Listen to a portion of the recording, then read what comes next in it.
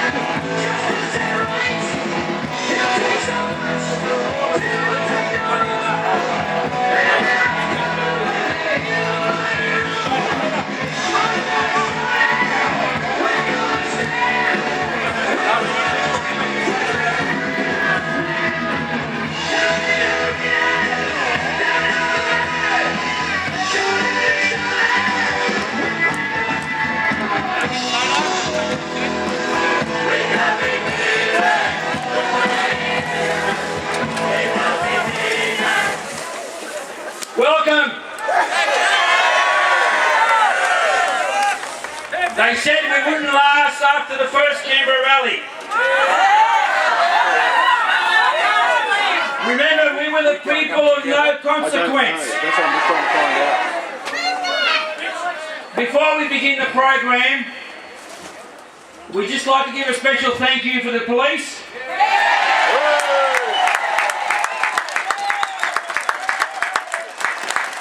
Without them, it would have been chaos coming down over the street. Now, today, of course, today's a black day for Australia. And did you notice our leading banner, which stated, business says what? Smash the carbon tax. Now, our format in today's program is going to be a little bit different. Usually we've gone first up with our politicians, but this time first up we're going to hear from a couple of business people. Right?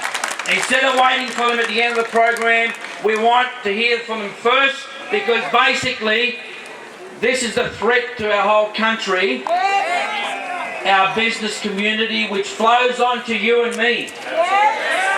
Now just remember this, when Julia makes deals with people to splash out a lot of money, big money, it's with those big multinationals. There's no compensation for small business, is there? What happens when they can't pay their rent, they can't pay their electricity, they close their doors? Where's the compensation for that? Jobs are gone. So, to kick off the program, we're going to listen to a person who has a small business in the Gladesville area of Sydney, an engineering business.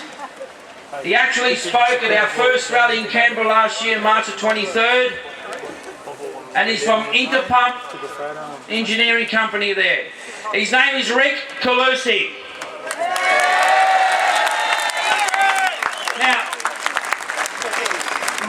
basically, he will be a mirror of the thousands and thousands of small businesses throughout the country. Go for it, Rick.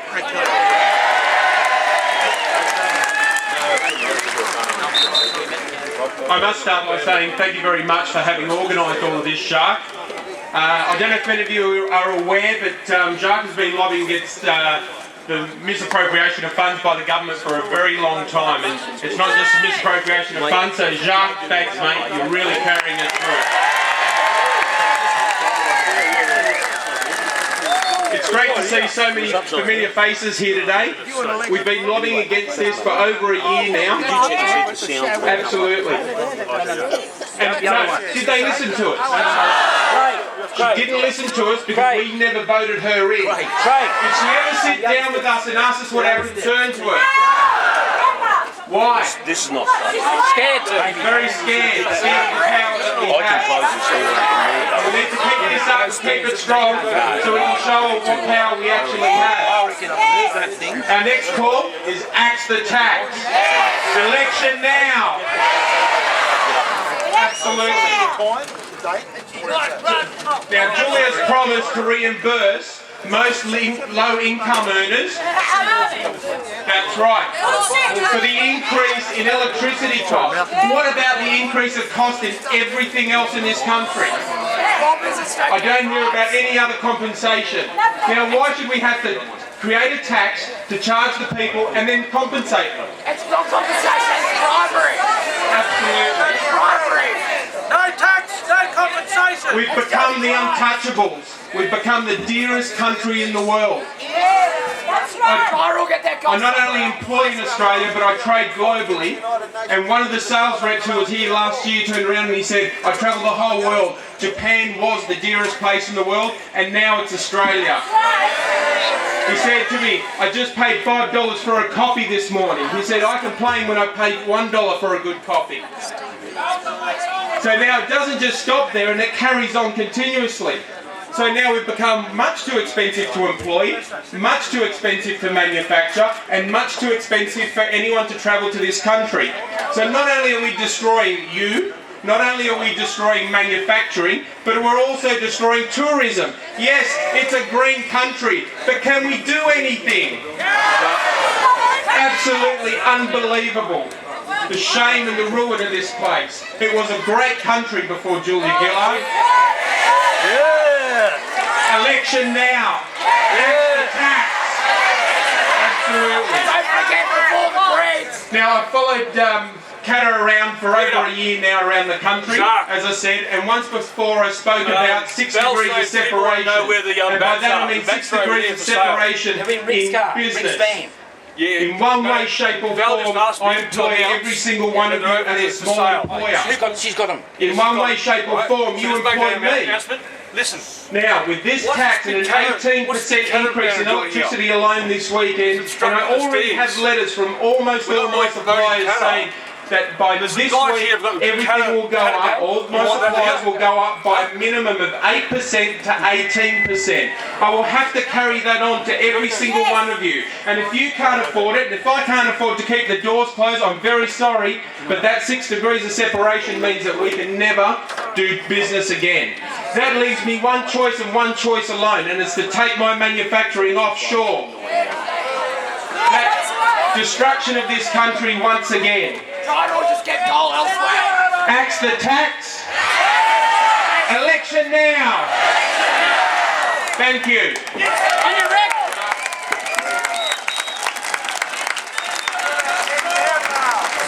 Thank you, Rick.